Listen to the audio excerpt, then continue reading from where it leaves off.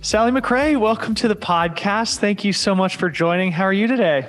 I'm doing great, Dylan. Thanks so much for having me on. I'm so excited just to chat with you. I mean, I'm a massive fan of you. I've been a huge fan of you since I started ultra running. And I know that you and I have always kind of been doing the same races in the same spaces. But I can't thank you enough just for what you've done for the sport. You are a continuous, like, friendly face to everybody, and so positive and just pushing the boundaries, like, in every way. And it's such an honor to be on your show. So thank you. Cool. Sally, that's so nice of you to say. And yeah, I mean, it's been a long time coming. I've wanted to have you on for a long time. You're one of the most requested guests out there. And obviously you have a really unique and impactful voice in our sport as well. And so I'm really happy that we can connect and talk all about your recent victorious run at the Badwater 135, which of course was about 2 weeks ago now? Oh my gosh, it was 8 days ago. 8 days ago. Okay. Yeah. See, my brain is still sort of in a post-race time warp as well. I know. Well, so, your race was you finished just a few mine was days 2 weeks ago. Yeah. Mine was 2 weeks ago. Yeah. So yeah, yours was the following Monday, I guess. Yes. So, yeah. Anyway, I guess let's just kind of start by how are you feeling 8 days removed from the Badwater 135? We'll go more into sort of like the training and the ultimate race execution, but I know you're just sort of like coming off a little post-race vacation too. How are you feeling just sort of like physically, emotionally, psychologically after such an awesome effort? You know, I think being a mom, it's a lot harder to like just lock into like complete rest and just reflect on everything. So I am still like mentally digesting all of it. And you know, Dylan, like, you know, you finish a race and you know, finishing on the podium for you, there's a lot of people that, especially like sponsors and people that want your time and that energy. And so, you know, I'm still learning how to juggle all of that. And, but I'd say for the most part, I do have these moments, especially having Sarah Tar out there photograph everything. When she sent me the gallery, I started crying. Yes. You know, it was my hope that she would really focus on the crew. I said, you know, don't focus so much like on pictures of me. Like, I really want you to capture the beauty of this race. And it really is, it's the team. It's this team that has really given themselves in such a selfless way to help me achieve this. And so when I looked at those pictures, I think that's when it really like started hitting me. And that's when I started sharing. Physically, I'm like, for the most part, I'm fine. I thought that by the time I hit probably like mile 100 that I had injured my Achilles. So, and I haven't been injured in a very long time. So I think it took me like 3 days post-race is when I finally stopped limping. And then I realized, okay, it was probably just a stress reaction. Mm-hmm. You know, I may have like strained it, but I don't think I thought I ripped it. Yeah. So thankfully I didn't do that. But so other than that, like, I've been back in the gym these last 4 days. Typically after a big race, I'll hit the weights like super hard. So I don't do any running. I don't do any like pounding, but I like do total body every single day, just hard sessions in the gym. It feels so good. And the body. Oh my gosh, it feels so good. Yeah. It's humbling. I was gonna ask you about that later, just because, you know, having been a long time follower of yours, of course, like, you've always been a great advocate of getting in the gym and doing the strength training and stuff, but it's also, I was a little bit surprised to see you get back in the gym and start throwing iron around again so soon after Badwater. I've barely gotten off the couch since Hard Rock and you're already back in the gym. So like, I guess I'm curious about that. Like, as somebody who's sort of a longtime trainer and knows a lot about, you know, the benefits of strength training and, as specifically as it applies to ultra running. I mean, in a period of sort of acute healing and recovery from Badwater, what are the benefits of getting back in the gym so soon? Yeah. So I'd say the first, like, obviously the first 4 days, I did nothing. I did everything, you know, what we would all do, lay on the couch, ate tons of cheeseburgers and donuts and all that good stuff. It was all just recovery methods. So I was like doing cryotherapy and doing the Normatec boots, everything. But I will say I had the privilege, opportunity a little over a decade ago to work in a sports PT office. And I kind of ran like their running department of it. So I put on like these running biomechanic clinics, and I do like these classes where injured athletes would come to me, and with the help of a sports PT. And what I learned there was that anytime an athlete comes in and they're injured, the PT always gives them strength exercises. Mm-hmm. And I always thought that was really interesting. And some of the sports PTs and the best sports medicine doctors are going to tell you that, the best way to heal isn't just to sit around and do nothing. You have to mobilize to some degree. And so what I like to do is I will spend the first few days in the gym doing all body exercises and super light weights as a way to assess what's weak, what's immobile, and what's off balance. And so it's like, I spend the whole time in front of the mirror and I can kind of see like, oh, whoa, like I'm weak on this side or that side. And it's a lot of slower movements. Like I wouldn't say that I'm like dynamic and powerful and strong, but it's a really great way for me to see like what became weak in that race and what really like tore me down. And I immediately like start building it back up. So in the same way you would tackle an injury or just do preventative care, that's how I begin back into the gym.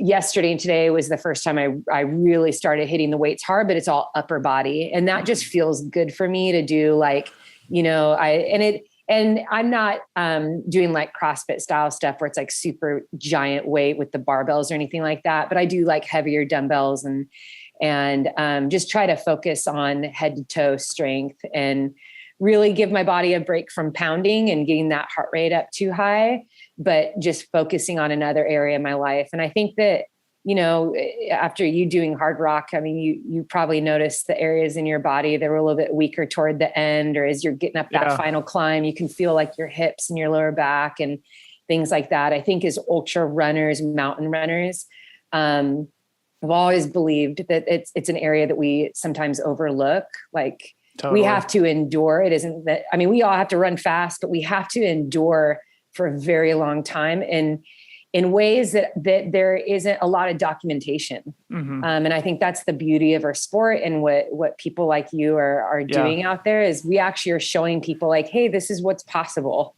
And so with that, I really believe in just building a powerful base, like getting your body as strong as possible. Strength. Yeah. So. It's brilliant. I figure we just stay on this subject for a little while longer. Obviously I want to go into a lot about Badwater and maybe we can talk a little bit about how maybe strength training impacted, your preparation for Badwater specifically, but the whole strength training concept isn't something that I've spent a ton of time talking about on the podcast, but has been something that has made a huge difference in my career, especially recently, as I've sort of moved into my mid-30s as well, when a time in life when I think it's really important to emphasize developing strength or keeping strength, really as you age and, want to maintain high capacity as an athlete. I actually had my PT, who's really more like a strength coach, Matt Walsh, who's a brilliant guy. I had him on the podcast a while ago, but we now have a training group here in Portland who get together and we all, throw the iron around, clang and bang, as they say. But dude, I wondered if, maybe since you've sort of like been sort of, I guess, exhibiting this or encouraging people to sort of emphasize this in their own training, just generally, and not as it relates to your recovery from hard rock. How do you implement the strength training into your routine? Like how often are you getting into the gym, and maybe any sort of more general pieces of advice on the strength training front before we start diving into the Badwater? Yeah, for sure. I love talking about this, and we can even do a whole separate pod on it. We should. That's what we should do. Yeah. Dude, and I'll be the honest, preview. It's one of the top things people message about because it is a little bit more fascinating. Dylan, did you run in high school? No, I didn't. Okay. But I was a team sport athlete. Like I was a lacrosse player. And you were? Okay. We did some like weight training, but I was, you develop like a lot of athleticism and stuff that I think you start to lose as you specialize in running. True. And that's one of the reasons why I really love the strength training thing, because it makes me feel like an athlete again. Yeah. And there's a lot of old school thinking out there though, too. I've surrounded myself with coaches. And when I started getting coaching certifications about a decade ago, it was really awesome to be in a room full of coaches and hear their thoughts on it. And you would hear, some would be like, heck no, I will never put a dumbbell in my runner's hands. Like we do not do that. And then others that were just like, no, we do core, like definitely doing the body movements. And then you have another school of coaches are like, oh, I think there is something to be said about like deadlifting. I think these athletes need to be deadlifting, So it's exciting as it pertains to running in general. But I think there's something to be said even more so for ultra runners. So my go-to, and just generally speaking, again, we can expand on this later, but I am in the gym most days of the week. But just like running, there is a purpose for each workout. So I don't just go in and just like try to lift heavy every single day. Monday, which is typically, the global, recovery day for a lot of athletes. If you're working on a typical schedule, that day is spent, I could start 30 minutes just on a mat, 30 minutes of, ankle mobility and rolling around on a foam roller. I do, I have like a mat Pilates routine that I do. I've been doing Pilates for almost 20 years. And that stemmed from some back issues that I have. I have a lot of skeletal and issues in my back. And so that saved me and has protected and strengthened my back. So I'll do that. And then I'll kind of move into like a dumbbell area. And typically when I'm with dumbbells, I'm on one foot a lot. Running is one foot. Like you're balancing on one foot every single time. It's also a form of plyometrics. And so I think plyometrics for athletes is really important. So I'll also go over to the turf in the gym and I'm jumping on boxes, sometimes with weights, sometimes with not. But because our bodies are so like, they're ever changing and they're so like diverse. And, Dylan, depending on what race you're training for, that there's certain areas that need to be a little bit stronger at certain times. Like I'm going to train differently. Like, well, I don't road race typically. Like I don't do marathon stuff like that. But my training would be different. If I wanted to go hard for a half marathon, what I'm doing in the gym is going to complement that. When I do a mountain race like UTMB, that's a lot harder gym, heavier weight training in the gym. I'm getting the weight vests out and I'm getting on the stair mill. And then I'm doing heavy lifting with the legs. Yep.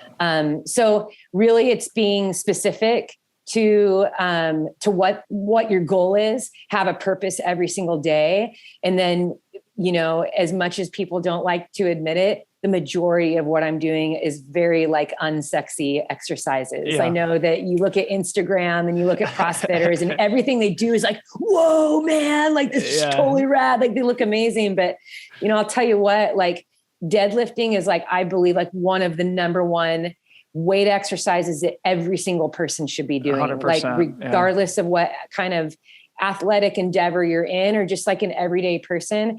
And also the beauty of the human body. And this is for every single person listening.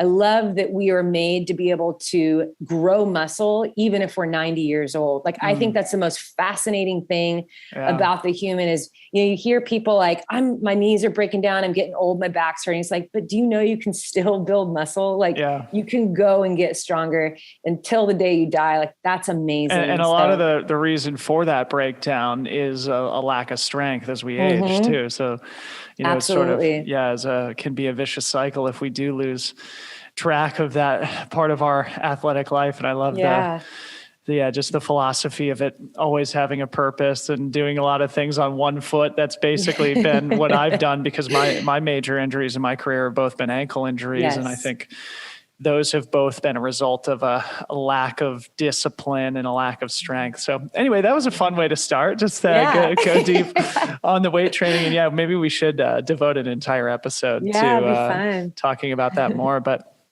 let's spend time talking about the Badwater, because of course That's what I think most people want to hear from you about. And you've done an amazing job sort of telling the story on your Instagram. And I figured it would be really fun to kind of talk about it with you here in audio format too, and help you tell the story that way.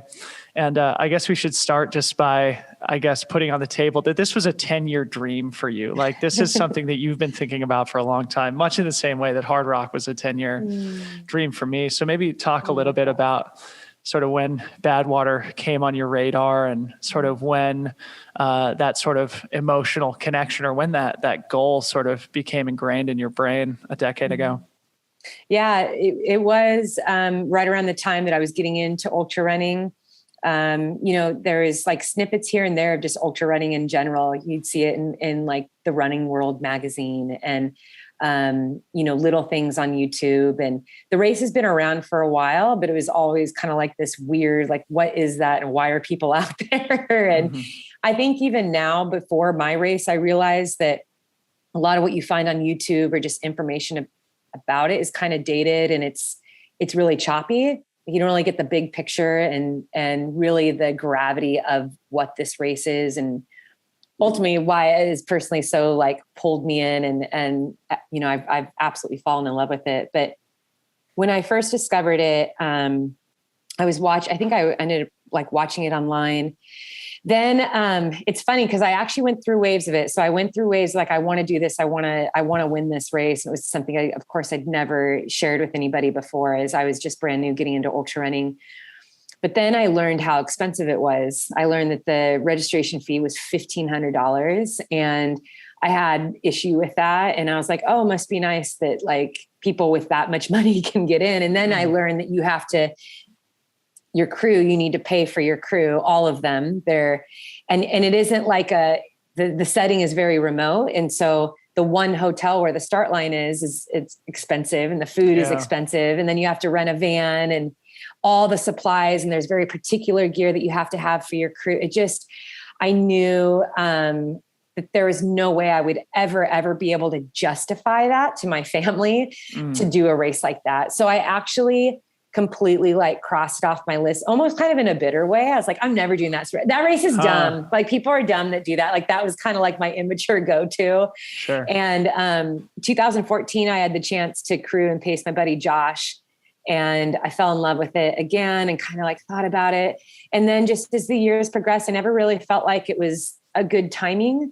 Sometimes I feel like there's things we dream about, and we can be working toward them. So in a way, I was always working toward it by building up because you have to run certain races to even be able to do this race. So I was building up the resume, I was building up my fitness, but I had never really, put in for the application.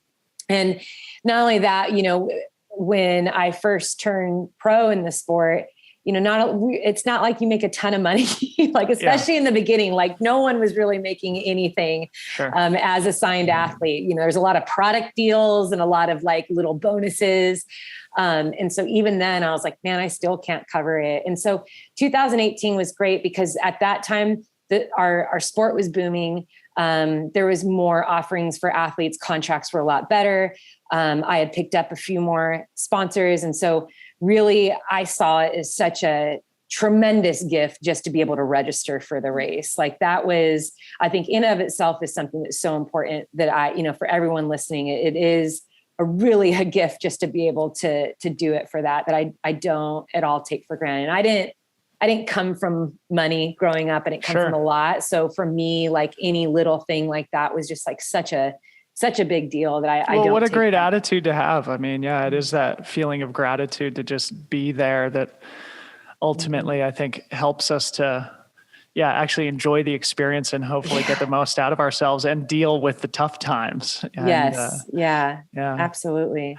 So like, I know I've never been to the race myself, and you and I have sort of been in the sport about the same amount of time, sort of came up in the same generation. But I know that there's like a community and a special kind of like vibe around the race. Like, there's people who go to Badwater every year, so sort of like Hard Rock, honestly, and that there's sort of like a core group of hard rockers, and there's a similar thing at the Badwater. Maybe describe that a little bit, what the vibe is around the race. Yeah. And maybe aside from like the heat and the distance, like what makes the race so special and so challenging? Okay. Yeah. I'd say that it wasn't in 2014 when I went to Croom Pace. Everyone, like Josh is a mountain runner, our whole crew, it was Colin, Billy, like we're all trail athletes. And you know, Dylan, how friendly and just like welcoming and just warm. Like you go to these races and everyone's just like, bro, dude, like we welcome everyone. It's just like, you're stoked that everyone is there. We don't really care if you're front backpack, like it's a party. And the respect is just there. I think when I got there in 2014, I was like, holy crap, this is intense. Like everyone's like with their crew and they kind of stay with their crew. And you just got this feeling of like, are we going to war? Like what is going on? Like it was a really, really intense weekend for me. But then I came to learn too, that there's over 20 countries represented. And so like a lot of people, like most of people, like not everyone spoke the same language. And so, you know, people are just kind of sticking to their crew and like doing their own thing. And then the race happens and then it's the field spread out so much that it isn't until the awards ceremony, which they make a really big deal out of at the end, that you really are able to like settle in with people and talk. But I think that most of the athletes that go, you know, what I gather is they're just, you kind of understand that you're getting into something that is going to be painful and challenging and also something you've invested so much into. Everyone has invested so much financially and in training. Like nobody shows up and is like, oh, I wish I would have trained harder. Nobody, like, and that's kind of weird too, because sometimes you do show up at races and you're like, yeah, my training wasn't really what it was, but I'm still going to run the 100 miles. It's just, there's like this intense feeling and it's a little bit different than what I had experienced in trail races. In 2018, it was awesome because there's actually several trail athletes that I knew there and on the crew. So I actually had like a lot of fun pre-race on that day and during that year. And then even this year too, I felt like there's a little bit more trail athletes and I was more familiar with the Badwater runners, like just the veterans that are always there. I've always been so amazed by that, you know, that these athletes are able to come every single year, the support that they get. And for some of them, that's just their thing. So they work really hard to be there and they save up for it. And that's what they love. You know, they don't take the vacation to Hawaii, they go to Badwater. And I'd say that the pull to this race, you know, there's a few things that are so specific about it that I don't think people always consider. I know we talk about it being so hot. But for me, it's like, it starts at the lowest point in the United States. And then the original course will end at the highest point in the lower 48 states. And I just think that to run through this gnarly, barren, hot desert, to be at the lowest point, and then to end in like, in my opinion, one of the most beautiful mountain ranges in the world. Yeah. If you've never, I mean, no, you have, Dylan, you did some incredible mountain adventures up in the Eastern Sierra. Yeah. I mean, the pictures don't do justice. They don't. Yeah. The sound of silence and the beauty that you experience when you're up there is just, I have chills just thinking about it. It is just so majestic. And so for me, like I was pulled to it in two ways. As a mountain runner, I was pulled to that, like running through this desert to this mountain that I love and then the place where I feel most at home, this range that has my heart. But also the parallel of life. And, you know, I think that starting at the lowest point and, you know, this low point, I'm like, that's like starting at the middle of your life. Like, yes, you know, for many of us, not the beginning of your life, but like, there's that time in your life, that low, that like dark place. And then you have to get through all of this crap, like, and it's just suffering and challenging. And it's just dismal. And it's like, the reality is that every single person at some point in their life hits that. And you just don't know when it's going to be. And I feel like to then have to climb up this mountain to get to this amazing, beautiful place, like, there's just something so beautiful about that. And I just, it's like an artistry. I think it's like, Yeah. Symbolic of the human experience. Yeah. Isn't it? It's just amazing. Wow. Beautifully said, Sally. Thank you so much for that. That was so cool. So you've alluded to a couple of times now that you ran in 2018 as well. So this was your second running of the Badwater. Yeah. Maybe give us the brief synopsis of that, or maybe more importantly, kind of like what were the key learnings from the 2018 race? Because you ran 5 hours faster or something this year. So what were the key learnings from the 2018 race that helped inform this year's running? Yeah, the biggest things were mindset, nutrition, and electrolytes. I think the unique situation with nutrition electrolytes out there, having been in this sport for so long, like we know we need to get electrolytes and calories in. However, the humbling part of this race is that because it is in an ecosystem that is not common, most people will never experience this type of heat. And for that kind of duration and the other things that come with it, we started the race this year in the most intense wind I've ever been in. And what that did to the field was like, I remember passing runners and the looks on their faces were like, I wasn't expecting this, like you don't. And so I think in 2018, it was kind of the same thing. Like that was the hottest in the history of that race. It was 111 degrees at 11 p.m. at night. And it didn't, everyone's heat, we're all heat trained. Yeah. Nobody's like, wow, it's hot out here. Nobody says it's hot. Wasn't expecting this. Yeah, no, everyone's coming out I'm not kidding. You feel like people are going to war and you almost feel like you have to like pretend like, what? You're hot? Oh, I'm not hot. Like, it's just like this weird. So everyone is like, they just look like bulldogs ready to tackle anything. So I just remember standing at the start line and thinking, well, the sun's not out. Like the sun isn't beating down on me. It's 111. It isn't that bad. And I took off. I was very confident in my training. I was very fit. I knew I could run fast. I had a couple goals in mind and paces that I wanted to keep. And I was more focused on that than accepting the environment that I was in. Like I didn't give the environment in that moment respect. I was like, I didn't understand that in 111 degree heat, I probably should have like eased into it and taken in 3 times as many electrolytes that I did, because by the time I got to maybe mile 30, my adductors started to seize in the most horrific way. And they just continued and for the entire race. So it just made the running motion difficult. Didn't matter how strong I was, like I was so far behind in that point. So we just moved slower. And I kind of had a bad attitude too, because I had this thought in my mind. I was like, dude, I trained so freaking hard. Like I should not be moving this slowly. And it was just this pity party complaining. And when I got to mile 42 and finally picked up my pacer, then I was just vomiting nonstop. And like, at one point the crew pulled me into the car and were just like freaking out because they couldn't find my heart rate. I have a really low heart rate anyway, but we had a nurse in the car. They're like, she's fine. She's fine. Yeah. Just put ice on her. Like, it's not a big deal. So it was just like chaos too. It was chaos we've never seen Sally like this before. And I was just like this lump moving through the desert. Sure. And I think that, having had that experience, but yet was still able to finish, like I still I found a way.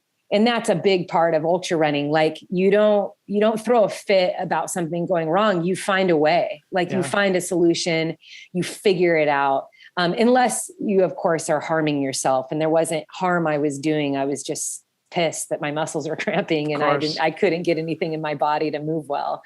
So now coming back this year, I will say I was, even at the very beginning of my training, I had a little bit of fear, not like the paralyzing kind of fear, but way more like the respectful fear. Yes. Where I knew I was like, this is going to hurt. I know it's going to be hard. I know there's not anything I can do to be perfectly prepared for it. This is why people keep coming back to races, because even if you finish at the top, you know that you could have done something better. There's something you can always work on, or there's another area of improvement, or that's what pushes you to what can be possible for next time. So Definitely entered this round with a lot more respect and humility than I did the first time. Well, what a great lesson. Yeah. What a great lesson. Yeah. Always have to approach it with humility, and you always do have to be flexible with those time goals. And and when things aren't conducive to moving fast, like in 2018, when it was one of the hottest years of all time, adjusting that strategy a little bit earlier probably would have helped you, but that lesson has informed a great victory in 2021. So you talked about your training, and you did a great job sort of documenting your training on Instagram for this year's event. And it was really inspiring to see, just like the dedication that you had to it, the specificity that you were employing. You went out to the desert what seemed like a million times. Maybe you just stayed at a hotel out there for a while.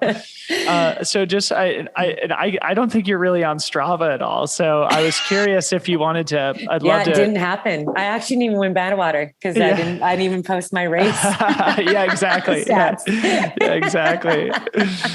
But I'd love to sort of whatever you're willing to share on the training front, sure. And you can be as specific or non-specific as you want, but just like, ask away, honestly. Yeah. Well, just, to tell us what do you think you did really well? I mean, obviously specificity is a really important thing in all, competitive, and specifically endurance applications. And, you were very specific in your training, going out to the desert, running on the course a number of times. So any, particular things from that training block that you think you did really well, and things that you think influenced what was ultimately a victorious, experience at this year's Badwater? Yeah. And I'm just going to preface it with saying I was a little bit more specific in sharing. I think I especially being so far into my career at this point, one thing that I have really desired to do is just to be, I would love to be a resource to people. So if anyone that's listening is training for an ultra or something that's like this, or if you dream of running Badwater one day, one of the things that I found that I was getting messages from people is, it's so great that as a pro, you're letting us see what you're doing and you're being honest. And I understand both sides. I know why pros don't share very much. I know why they will stay secret. As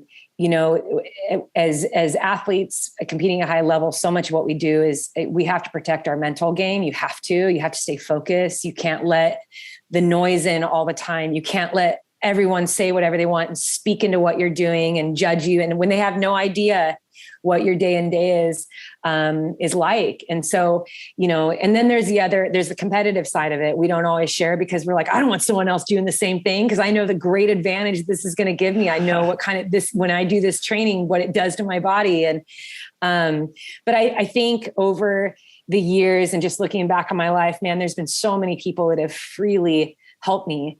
And there was many years growing up. I didn't have a ton growing up, but my mom always told me, like, you just got to work harder. I had wanted to be a gymnast for a long time. And I would always complain, well, the rich kids get to do gymnastics. And she said, well, you can work hard and pay for your own gymnastics. And I did. When I was 12 years old, I started paying for my own gymnastics lessons. And so I've always kind of aspired to that idea of like, step in and help people when you can, share the journey. Don't overlook the idea of hard work. But there are people out there that don't have the resources. They're dying to learn to know, that are curious and genuinely mean well. And so when you share that with people, it's just amazing. The community that was kind of created around the people that were following my training and then following the race and then following the race journals. It is like I've made friends, and that community has just really touched my heart and kind of convicted me to be like, I do need to share a little bit more, because so many people are like, I went and tried that, or I went and did that. Thank you so much. And so for everyone listening, I want you to know, I hope to be an open book to you and a resource whenever I can. And it's okay if some of the pros don't want to share. There's always good reason, but when they do, eat it up. But, sharing what I did, I think was partly because I'm so in love with this race. And I think a lot of times in the ultra community, it is kind of it comes off as like a weird race, or people, why would you do that? I remember when Ann Trason was coaching me, she even said, that's a dumb race. You should never do that race. And, you know, and it was just like the banter back and forth with her. And I was like, but I love it. And I just really want to show the beauty of it. It's so beautiful. So, you know, a lot of my training this year in comparison to 2018, I decided to focus a little bit more on tempo and intervals, and a lot more like hill repeats. And I would then at very specific times, I kind of picked out like certain big weeks where it was kind of like a hell week for me, where it was like fast running and then long running, or I'd like do like a 20 mile like interval workout. And then I would go do hill repeats up and down Mount Whitney Portal for like 20 miles or something like that. Stuff that was just like, I know by every account, had I not been trained for so many years in this sport and was healthy, I could probably maybe like injure myself, but I did due diligence for a long time. I built up my body really strong through COVID, all aerobic and strength training. So I never got burnt out. I loved running during that time. I made sure that I was mentally strong so that when I hit 2021 and it was time to train for Badwater, I knew, okay, I'm going to take this. You know, the bigger your aerobic capacity, the more intense workouts you can put out, you know, this, Dylan. So I knew that I was capable of just kind of doing a little bit more. So, and my trait is actually, I was a sprinter in high school. I did all the short stuff. I love short, explosive stuff. I was a soccer player. So I really, really love like 60 seconds on, 60 seconds off. Yeah.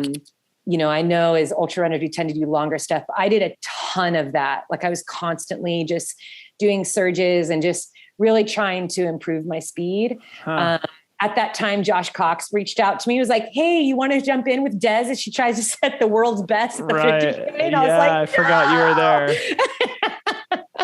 So I used that as a Tuesday training run. And I thought, I'll run a little 50K here. So did kind of like little things like that. And then I was out in the desert. I'd spend like starting in May, I'd spend like half the week in the desert, half the week at home. Mm-hmm. So I was out there a lot, like all over the course, but I'd say I probably logged the most miles on Mount Whitney Portal Road. Yeah. Running up. Which is the last half marathon or so of the 135 mile course. So we'll get to that. Well, it's really cool. And I think, for those who do have the opportunity to, train very specifically for the races that they've signed up for. Obviously, it pays dividends, as you displayed at Badwater. And I loved all your photos of like the whatever Death Valley Visitor Center when it was 125 degrees and you're going out for a run midday. I was just like, wow. Like, and that was on my wedding anniversary, and my husband was out there crewing me. Yeah. I was like, okay, this is marriage. Thank goodness for marriage and partners who are supportive of this silly nonsense. That is. And for people listening, don't go and do that by yourself. I mean, unless you're going to do like half mile out and backs, but Well, before we sort of get into the race itself this year, you mentioned, what you focused on in COVID, and obviously I don't think you had raced in a year and a half before Badwater. So talk a little bit more about sort of like, what you worked on during COVID, and did you feel, what was the balance between rustiness and freshness by the time you stepped on the start line? Was that something you were thinking about, getting those competitive juices flowing again after such a long break? Yeah, for sure. COVID was, I've loved training my entire life. I haven't really taken a break from that. It's just been a natural love of mine. I love being in the gym. I love being out in nature. So I've always made sure, especially when I knew, I was like, all right, I just kind of chose, I'm not going to do races in 2020. I did do the backyard ultra.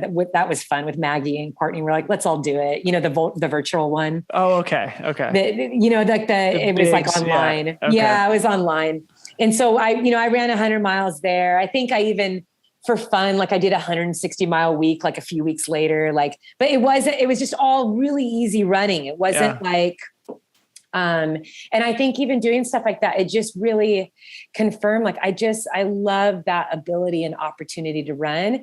But then I also knew as I was doing those really big boundary weeks, I'm like, this is not like a sustainable thing to do. But not only that, I have to see this opportunity as a way to refocus some other things in my life. So that's when we moved. That's when we moved it to Bend, and we started renovating our house. Oh. And that was all self-taught stuff. And I was very focused on my kids, like just wellness during that time. You know, it's a kind of a tough time to be a teenager with all of that and all the changes. And so, you know, my goal was, I'm going to stay fit, injury-free and strong. I'm going to run, but I didn't do a lot of workouts. Yeah. So I would like do fartleks, which is just fun. Like, I'm going to like pick up the pace for a couple minutes, but it was nothing ever like, you know, focus like tempo workouts or anything like that. Every now and then I would do like little hill repeats for like 10, 20 seconds just for fun. But, so I spent pretty much that whole year in Bend, renovating the house, just, you know, focusing on keeping the running strong in other ways. But it was interesting because I felt like all my sponsors, I think all of us athletes felt this, like they still wanted a lot from us, right? Like they wanted us to be present. They wanted us to be doing stuff outside and talking about their products. And so I still felt very connected to the community in that way. But I did have this wonderful mental break from the build up to a race where competing, you just, that energy that goes to it. And what a great time to take a break too. When, you know, you move in the family and you're renovating your house and stuff. That was, I guess, good timing and in some ways. Yeah. Yeah, for sure. It was really good. So that was kind of what 2020, the focus was. Sweet. Yeah. Well, let's talk about the race itself. You have done an awesome job sort of creating this kind of like episodic race report on Instagram. And as luck would have it, it felt like your the conclusion or the last post of what has been an awesome way to sort of document and share your journey was posted 30 minutes ago or so, right before we got on the phone here. And I figured, I mean, the posts are just like filled with great lessons and life advice and sort of metaphors for dealing with adversity in our personal lives and relationships and all these things. And so that's why I was so sort of inspired to kind of have you on the podcast. And I figure we just kind of like tick through some of these lessons as a way of sort of telling the story of your 2021 Badwater. And I wanted to sort of start with like the first post, basically, it's like something to the effect of when you see somebody win a race like Badwater, you assume that everything went right. And you're like, wrong. Yeah. No, it was not. Like there was a lot of problems, and you sort of mentioned this earlier that, you know, you were ready for the problems, right? And there's this theme of you not being afraid. So maybe talk about that lack of fear and the psychology that you had to be ready to deal with the adversity that you encountered in the 2021 Badwater. Yeah. Well, I'll kind of, that's like one of my favorite topics. It actually gave me chills just talking about it because it is something that I've battled with fear in different areas throughout my life. And I feel like that there comes a point, you know, where we just have to choose whether or not we're going to let it control us. So, and I said it earlier, there's the fear that paralyzes you from moving, from doing, from believing. And then there's the fear that keeps you respectful and humble. So it's kind of like when you know, you're going up into a mountain and you see in that lightning storm come in, and it's like, you're not afraid of getting hit by lightning in that moment, but like the respect you have for it is what tells you we should probably descend the mountain right now. It's not because I'm a wimp and I'm not tough enough. It's because I respect the fact that if I keep going, I'm going to get hit by lightning, you know, but we're going to go back up again. So I think that, you know, I'd say I had this really, really hard conversation with my mom that was like a big turning point in my life. It was right before she passed. It was like weeks before she passed away. And she was kind of concerned for me because I hadn't cried this whole time that she was really sick. And I told myself, like, I need to stay hard. I need to stay tough. Like, I'm the tough one in the family. I had 4 siblings. And I was like, I want her to know, like, I can handle this. I can handle this. I can handle this. But that time in my life too, I was like a straight A student. I was the captain of my soccer team. I was honor roll student. I was president of ASB. Like, I had every accolade you can think of because I lived my life in a way that I felt like if I was good enough, that good things would always happen to me. And I point blank told my mom, I was like, there's no way that you like on her deathbed, I was like, you're not going. Like, there's no possible way. Like, that just can't happen. Like, that's not the way life's supposed to go. Like, I've done so good. Like, I've done everything I was supposed to do as a daughter. There's no way that you're leaving me now. You know, I'm 17, like, you're a part of every one of my dreams. And I think that I had this mindset that if I tried really hard and I appeared to be strong, that I deserved all good things in life. And that just wasn't true. And my mom was very, specific. And she said to me, when I'm gone, Sally, don't be bitter. I want you to still go after the things that you love and do the things that you dream to do. And it will be hard, but I don't ever want you to give up. And she always said this to me growing up, just be Sally. Cause I kind of struggled with myself as a little kid, like wanting to be who I wanted to be. And so I've taken that conversation with me through so much in my life, and I've had to relearn it over and over again. And I think in 2018, that was a very humbling lesson for me because I stood on that start line and I literally told myself, I'm like, there's no way that anybody trained harder than I did. Like, I trained so freaking hard. Like, I know I'm going to do amazing at this race. Yeah. And it was just so prideful for me to think that just because I trained so hard that I was going to win. And I ended up, a few hours into the race, like everything fell apart. And I got to the finish line, but I think mentally and what I was going through inside, I knew that as hard as it was to finish like that was actually everything that I needed. And I needed to learn that lesson because I knew that it would take me through a lot of great things happen in the years after in 19 and 20 and 21 that I totally recalled on from that race. And just that lesson was like, I just have to humble myself and realize that and people have said this, I know they totally mean well, and we kind of all take it in certain ways, but people are like, you deserve that. I'm like, but I didn't. Like, a win, I don't ever deserve to win. I don't deserve, certain things just because I tried hard, because, you think of other people in the world and other situations, where things don't pan out. Yeah. So I just started to understand through these years in my life that there's so much to be said about giving yourself grace in every season and giving others grace in every season.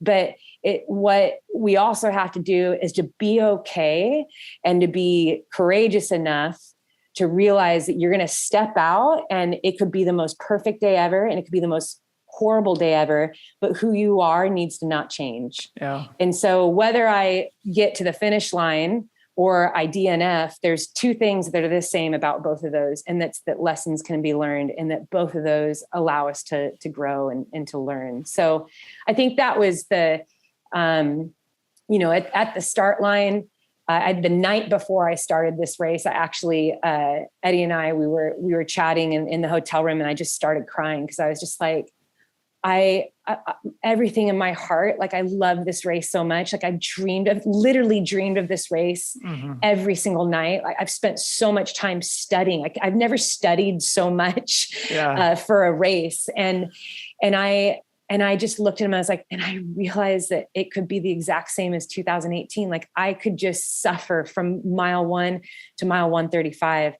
And I think between that conversation of the two of us, it was just understanding that like, yeah, but you can handle that. Like you're going to be okay. You don't have to be afraid of it. Yeah. You don't have to be afraid of it. And this is very more of a parallel in life because, obviously we sign up for these races. These are supposed to be gifts and opportunities for us to display our athletic prowess, right?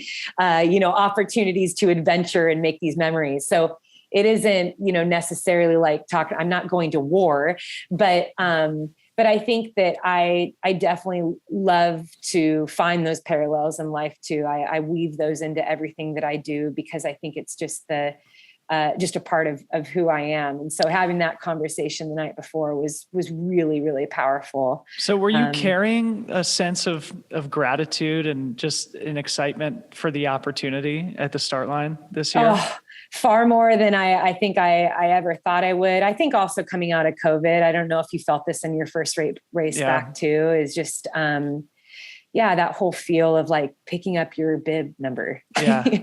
Like, wow, we're doing the pre-race photo and just like hugging people and talking to the race director. Yeah. I definitely, it was an overwhelming sense of gratitude. I knew it was very much a gift to be there, and I wanted it to be great. So as I sort of referenced earlier, it wasn't easy this year. Even though you won the race, it wasn't easy. It wasn't necessarily glamorous. It was hard fought. We had some surprises.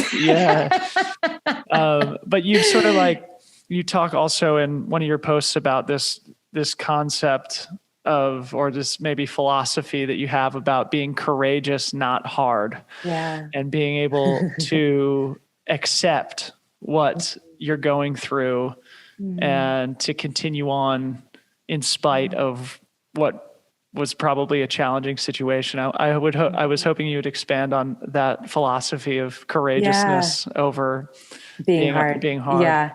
And I know that's a popular phrase, staying hard, or, no pain, no gain, and toughen up. And, and those have been around for a really long time. That idea of how tough are you and what can you withstand, and how strong are you, that measure. I think being a coach and being in the running community for so long, I kind of feel like that there's also this fine line when you talk to people who they drop out of a race and they say, well, it just wasn't my day. I don't think I'm not made for this. Or they really then start to go into this mental breakdown, this beating up, and almost shocked that I wasn't expecting that. And this is just, I can't do this, or this isn't for me. And it's special people that can handle that. I think there was a time in my life where I actually was a really bitter, angry person. And I'll tell you, I was, stay hard was my motto. I was beat as a child by my dad. And I really, there came a point when for so long you're enduring physical pain, that and children are so resilient. And so I actually was known at school and everything as being like super tough girl. And my brother, he's 5 years older than me. He and his friends used to pay me quarters to go and beat the crap out of anyone they'd say. They'd be like, see that kid over there, go beat him up. And I was just mean. And I was like 8 years old, and I'd just go and wail on kids at school. And as a soccer player, like I was vicious. Like I would take people out all the time. And if people had the soccer ball, they'd kick it in I'd run straight into it. And so I was always just like that idea of I can endure anything. I'm tougher than anybody. No one can affect me. Words, like if anyone ever tried to say anything to hurt me, like I was very, I'd fire back, but then just be like, you can't, I don't care what you say. And I know that idea of staying hard, and it's kind of a hard way to live your life, and you can get through a lot. And that's for sure. You can definitely endure a lot that way, but I don't think it's an honest way to live life. And I think we can be strong, we can be courageous, we can be brave. But I want to feel the life that I'm in. I want to feel everything that's for me. I think that when I finally came to a season of just complete brokenness and needed to forgive people and realize that my being angry at people that had hurt me was making me into a bitter, hard person. When I finally gave all that away, it was like, I felt like I could be free to have joy, to have love and compassion. And that's really when I I started traveling around the world, and my husband and I, we did a lot of work in orphanages and impoverished areas in other countries.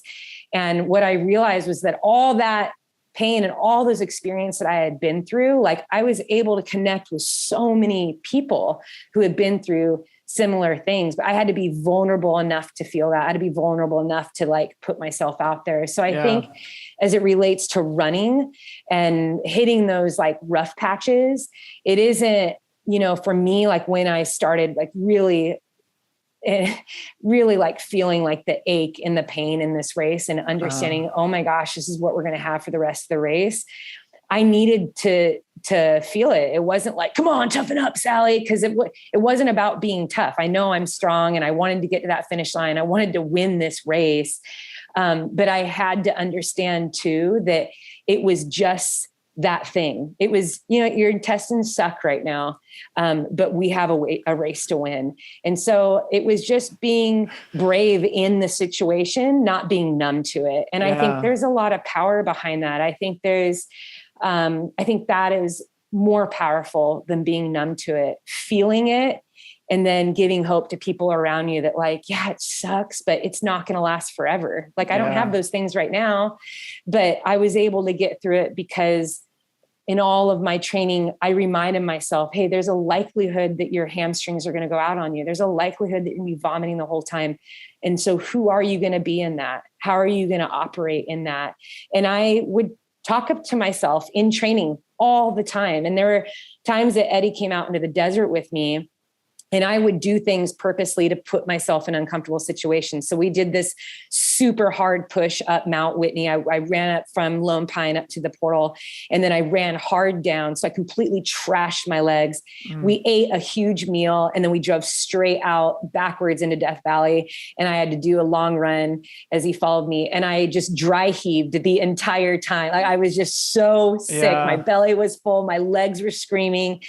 And it was great practice because I realized I was like, okay, what am I going to tell myself in this? How am I going to operate? Like, I can still do this. And so, it's just choosing to be brave in the face of it and not try to ignore it. I love it. I think the adversity we face in life can harden us but really it should soften us. It should make us more compassionate. It should make us more flexible. It should make us be able to pause and breathe in the face of difficulty and challenge. And I love the way that you sort of encapsulated just sort of like explain the detriments of being hard, quote unquote, hard in a society that oftentimes celebrates that, being hard, being tough is a value, but being hard and building walls around you and shutting, burying emotions and just sort of gritting through everything isn't necessarily a productive use of our time and energy. But anyway, it's beautiful. So I think to be a little bit more specific about the challenges of this race, of course, covering 135 miles through 110, 120 degree heat is really hard in itself. And it seems like you had some nutritional issues. And I think, you sort of did a great job also explaining the attitude and the, I guess, sort of like psychological strategy that you had of dealing with that, of like, instead of saying, why me, it's like, how am I going to deal with this? So talk a little bit about the challenges that you dealt with specifically during the race and how you dealt with them in real time.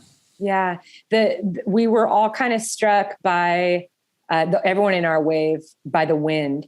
I'm not sure if you've been out in the desert. The wind in the desert can be pretty merciless. And sometimes you don't know which direction it's coming in. And Eddie and I, when we had gone out there a couple times, twice when we were running from the start line, it was at my back. And I was like, yeah, man, like this is the second time. I hope if it's windy and it's like pushing to me like this, it's amazing.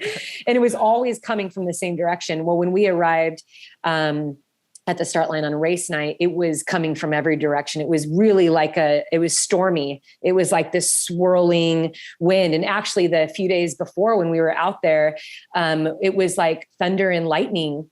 It wasn't like hard rain or anything. I think it would rain for like 20 minutes or something like that. And then it made it really humid. So it was just like, everyone was like, dude, what is this weather? Because just a week before it was like 128, 130 degrees out there.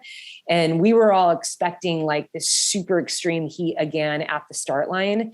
And it was hot. I think it was 108 or 109 at the start line. So it was still hot. But what is important to know about wind, and especially for people listening, is that it can severely dehydrate you very fast, because especially if it's coming at you, it's just drying up all of the moisture in your eyes, going in your nose, hits the back of your throat. And then of course, wind, it takes up more oxygen. So your body is working harder to move through the wind, especially if you're dead set on trying to keep a certain pace. You're just working harder in every element. So as soon as I hit the white line, I told myself just immediately, like, you know what? I'm just going to lean like gently into the wind. That's what I kept telling myself. I'm like, I'm going to lean into it. I told my crew to I had these clear glasses. So I threw those on over my eyes to kind of protect that way. And then we increased all of my hydration and my electrolytes like right away. So, which was really good because I felt amazing, moving, like my legs felt strong. I felt very hydrated, like the heat was fine. It just sucked because we were all running so much slower. Like it was, it was a lot slower than I had wanted to, but I knew at the pace at which that wind was moving, I was like, it'd be stupid to try to push right here, especially in the beginning. So when my intestines first started cramping up, I was like, what the heck? But the thing is like the day or two before the race, I did have some intestinal problems, but that's not uncommon before a race. Like a lot of times I just feel like, oh, my body's it knows it's race time. Like, and it's just been so long since I raced. And I've talked to so many other athletes. I don't know if you're this way too, but your body's just kind of like prepping. It's like cleaning itself out. It knows like something intense is coming up. It's like a weird psychological thing. And so I attributed that, and I had said something to Eddie, like, yeah, it's kind of weird. Like, I don't know. And then like I had a super bad headache too. And I was like, what the heck? And I know post race, a few people had said, that maybe that it was the food, like that they had eaten, because other people kind of experienced some similar stuff. So I generally don't know what it was, because I was still able to eat. So I would lose everything. So starting at mile 14, I would lose it all. But then I was like, just so bent on getting it back in. So we were loading as quickly as possible. I just kind of had to go into that mental space of, I can't let it get me worked up, because it is almost impossible to be on top of calories in an ultra. Like you can eat as much as you want, your body's still burning through them so fast. So now I was losing them at a rapid rate. And I just had to stay focused on the fact, well, I'm losing them, but I'm still getting in. I'm losing them, getting them in. There's got to be some that's staying. So it just was so quick. It just continued. So then about mile 20, I said, we have to change my nutrition strategy because my system's just angry. So then we went to just liquid calories. So then it was just full liquid, and that helped like a little bit. And then it was just a little bit more like infrequent, but then my body was angry at how much liquid calories I was in. So then I didn't feel great after that, and I would hit a low. So then they'd change it again. So we just kind of made that part of like the crew strategy. It was like, all right, Sally needs a Biffy bag. Okay, here we go. We just lost all our calories, load her up again.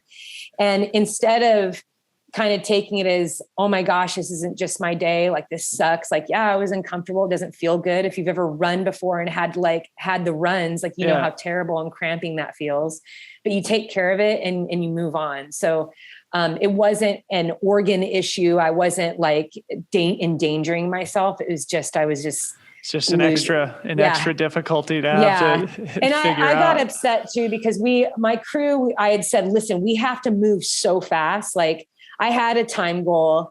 I finished, I know I won, but like, that was not the time that I was shooting for. It was way slower than I had anticipated and what I trained for and what I knew I could do. Well, but what a great lesson that is. Yes. I mean, tough conditions, windy day, stomach problems.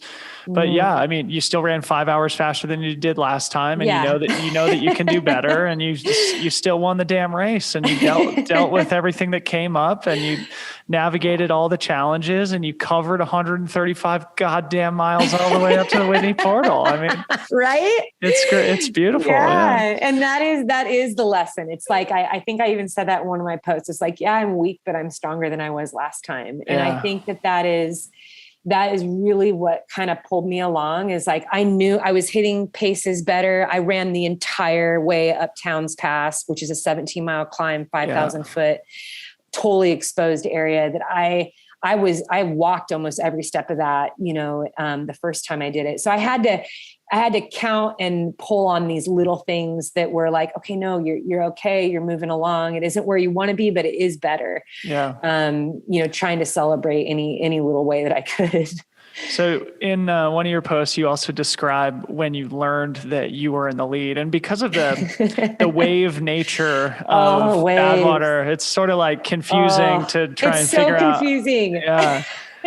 But it seems like, yeah, sure. Please go ahead. Cause I was actually going to ask, just cause I don't really understand it. Just like the whole wave start nature of the race and how they determine which people are going to be in which waves and how that impacts the experience of the runner. And is it an advantage for some people? There's such an advantage. Yeah. So talk about it. There's such an advantage that my first year I asked Chris Kosman, I was like, I want the best possible situation for me to finish this race. Like, I want to run fast. I want to win. Like, can I be in the 8 p.m. wave? And he was like, are you kidding me? No. He's like, if you're going for the podium, you're going in 11 p.m. I was like, I don't understand that. Like, every road race, every marathon, there is like an elite wave that starts up in the front. And then there's, and I'm just like, why can't we do that? What's so bad about the people that are like really trying to get on that podium? Why do you make us start at 11? And the thing is that starting at 8, for one, those people aren't looking to go to bed at 8 o'clock. So they're not starting tired. Yeah. They then get 3 extra hours of nighttime running. The 9:30 wave, same thing. They get an hour and a half of nighttime running. And the thing about this race is the heat exposure. When that sun comes up and it is just beating on you, and I hit Towns Pass right as the sun is coming up in both years. So to know that the waves in front of me have been able to climb that in the dark, or maybe I've already passed them by then. That's the thing too. You don't even know who you're passing or what wave. Is this person from my wave, or did I at mile 20, am I passing someone from the 8 p.m. wave? I don't know.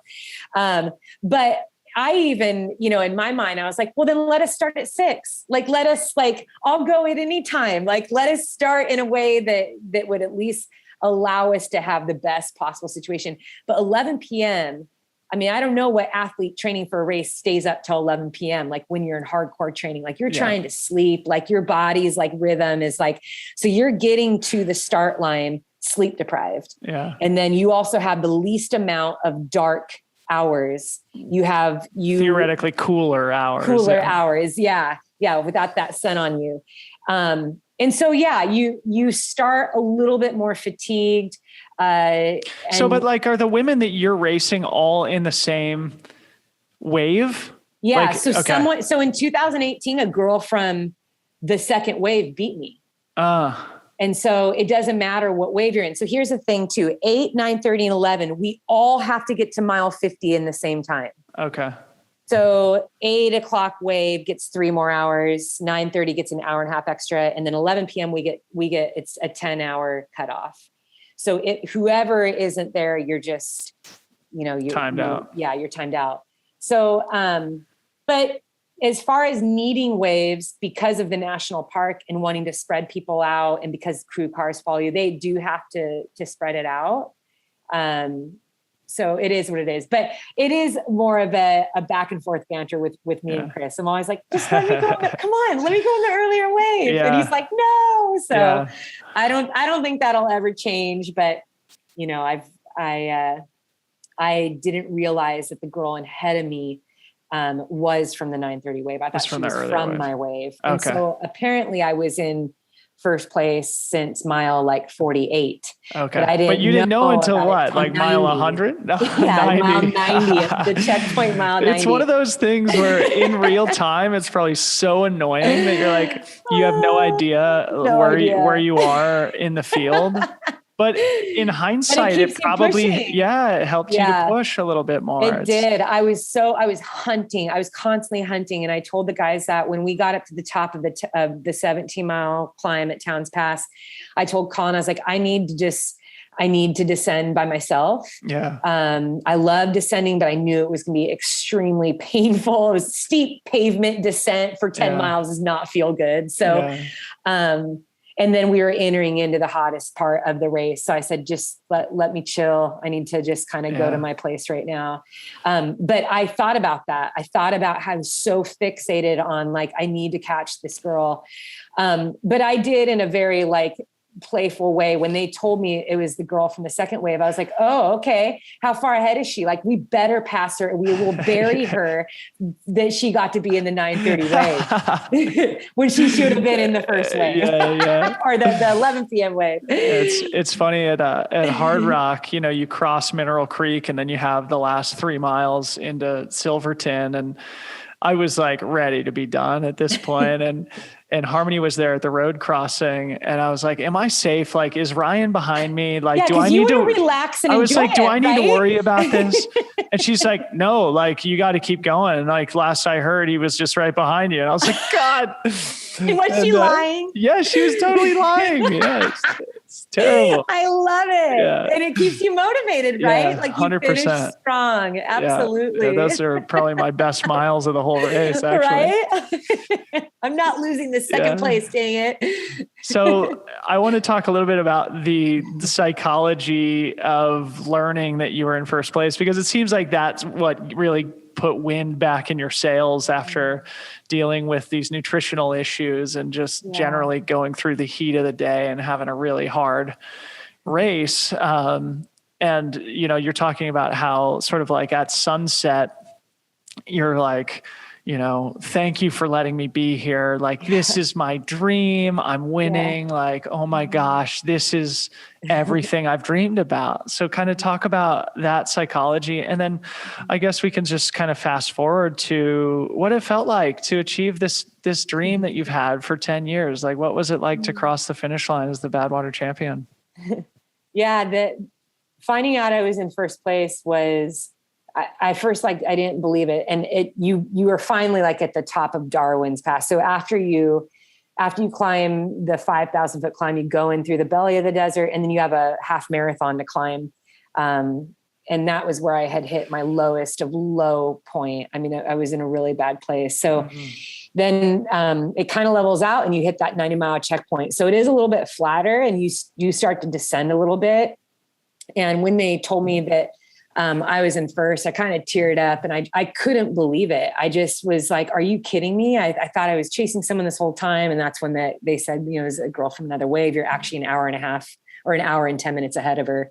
But I think that, I actually didn't come out of my low point. I kind of spent some time in a low point. I, again, shooed my crew away at that.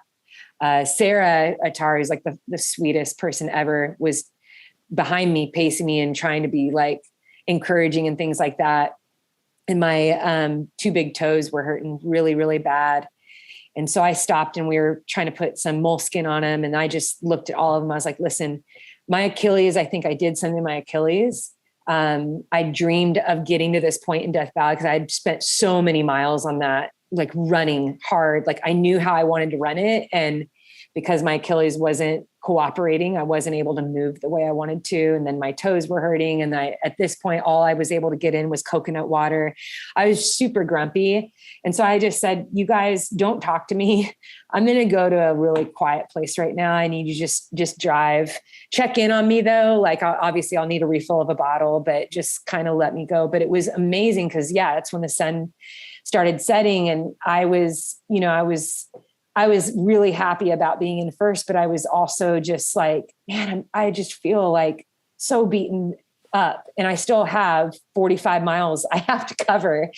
And So I just started praying. I mean, that's like kind of like my go-to. I just kind of fell into that. Like I go, I'm weak. Like I don't feel like amazing and powerful, and but I'm here and I'm moving forward. And that's just when I fell into gratitude. I think that's probably the best place to go when I turn inward and I start complaining, is just kind of like, okay, now I need to be grateful for something. And watching that sunset, knowing all the days of training that I spent watching that sunset over the horizon. And, at this point in the race, you can see the Eastern Sierra. I could see where I was going. This just feeling of gratitude came over, and I started running fast again. I mean, the guys in the crew van were just like in shock. They're like, holy crap, like you're moving so well. And I knew it wasn't in anything of just like myself. It was like, I had like this like inner power. I was just like, I feel like it was gratitude and just realizing I needed to be grateful in the pain. Like I needed just to embrace it and realize like I can walk in pain or I can run in pain. Like I just need to choose one. And so that kind of continued throughout the rest of the race. I mean, there was times I definitely had to power hike. I was vomiting and like I was hurting pretty bad. Yeah. And I was upset too. Like I kind of got scared a few times. Like there's been 2 other races where I've been caught right at the end of the race. My first year doing Western States was one of them. I was actually 9th place until I was at the top of Roby Point, a mile from the finish. And then I got passed, and that's why I was 10th place in that race. Yeah. And it happened another time in another race. I got caught 4 miles before I finished, but we battled and I ended up winning. But I have always since then had like this fear that a girl's going to pop out of like the bushes or out of the darkness and be like, hi. And so that end of the race, there was a little bit of anxiety, and I'm like, do you guys know, like, when's the next person behind me? They're like, dude, Sally, the next girl is hours behind you. And I was like, I don't know. Like, you don't know that. Like, I didn't even know I was in first for so long. How do you know there's someone behind me? So there was some anxiety, it's some anxious struggle where I'm like trying to run as best I can. And then it was like, I'm just crumbling too, like under the physical ache and wondering, okay, did I rip my Achilles? Like, should I really be pushing this hard? And, but then once we got to Lone Pine, the guys had reception so they could see who's checking in on Lone Pine. So we ran the first 2 miles up. And and from Lone Pine, you just have the 12-mile ascent all the way up. It's just a 12-mile, that 5,000 foot. And so you're in your element. You're like, oh, I'm getting back in the mountains. I'm running towards Mount Whitney. It's Dylan, basically a big magnet. Right? Never at night, but it was spectacular. I did go up this summer. Yeah. It's so beautiful. It's so incredible. Yeah. So what was it like to win the race? I mean, to realize this decade-long goal and to have your husband, a great crew, a bunch of people who love you, to be there to enjoy it with you.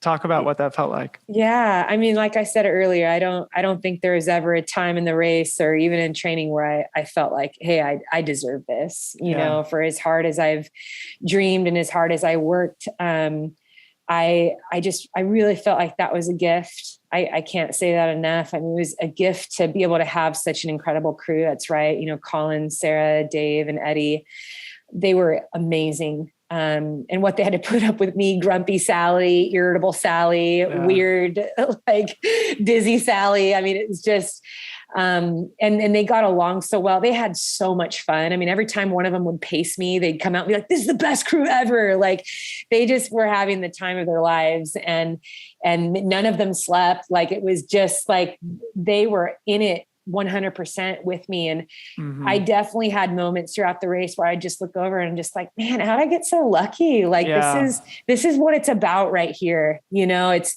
when I look back at my favorite moments in life, it's always with people, you know, like I've climbed a lot of mountains by myself, but man, they're so much better when I'm climbing with friends. And I think that was really what this race signifies to me, is it takes a team to go through the lowest of lows, through the belly of the desert and up a mountain. And, you know, there's only so many people in our life that are going to stay with us through the thick and the thin and see you for who you are in your worst days and your gross days and your days of triumph, and stay with you and love you and support you. And those people are gold. And I think that just made me appreciate, and I've known all of them for so long. I've known Sarah for like 10 years and Colin and Dave for over a decade and Eddie since I was 18. And I just was like, man, I'm so grateful to have amazing people in my life that are crazy enough to believe that I can do this and to support me in that. So I'm still digesting all of it. I'm still thinking about all the pieces of it. And I don't know about you, what you felt like after Hard Rock, this dream that was finally realized. But I think it's like, it's so important to remember that the races are like checkpoints, like there's so many races that we do in our life. There's so many races ahead. And I think it's a race is such a beautiful way to just kind of check in with yourself and ask, like, what did you learn? Like, how could you grow? Like, what could you do different? And I think, the next morning, that's what I was thinking. Oh man, if I didn't have diarrhea for 100 miles, like, look how much faster I could have run that. Or if like my Achilles wasn't like, strained, like I could have got the mountain faster. Like, I could have done this or that, or even if it isn't Badwater again, like, wow, like what am I capable of doing? Like, what's the next thing out there? And, I think that's a fun way to live life and totally, and anything that had to do with my studies with this race, even so many of the studies on heat training and fueling endurance athletes, it's like most of that stuff was done on athletes in 60 and 90 minute increments. And so I think, all of us out there at Badwater, it's like, we're these little science experiments, just showing people like, look what humans can do. It's like, what else are we capable of? What else are we able to achieve when we work together? So, yeah. Well, yeah, so well said. And races are an opportunity to learn, to find out and to test ourselves. And ultimately, when they're in the rearview mirror and we have these profound learnings, it does inform the next step in our lives, and it helps us to deal with the next challenge, whether it's an athletic challenge, a personal challenge, a relationship challenge, something like that. Anyway, congratulations. It's a great story. And actually, as you said in one of your posts, it's like, we're sort of talking about running, but all this is like life, we're not really talking about running. And absolutely. So Badwater is a metaphor for climbing the Whitney portal in some other context of life. But before we get to sort of what's next for you, I wanted to just kind of ask you about, being a mom and doing this stuff as a mom. And I think one of the things that people really admire about you is you always do sort of like share that side of your life too. And I wonder what it means to you as a mom to achieve these great things as an athlete and sort of set an example for your children, and maybe what their reaction is of mom's heroic victory. Thanks for asking. Yeah. Being a mom is a huge gift.